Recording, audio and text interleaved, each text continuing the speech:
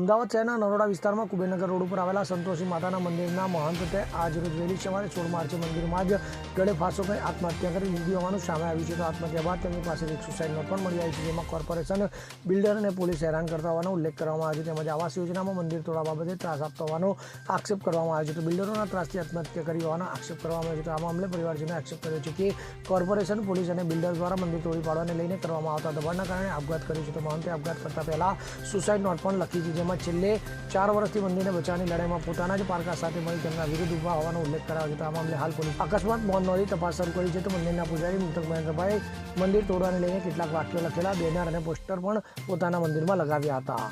Bureau report, CN24 news.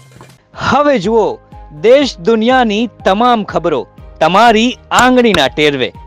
ઉઠાવો mobile અને Google Play Store પરથી ડાઉનલોડ કરો અમારી CN24 ન્યૂઝ મોબાઈલ એપ.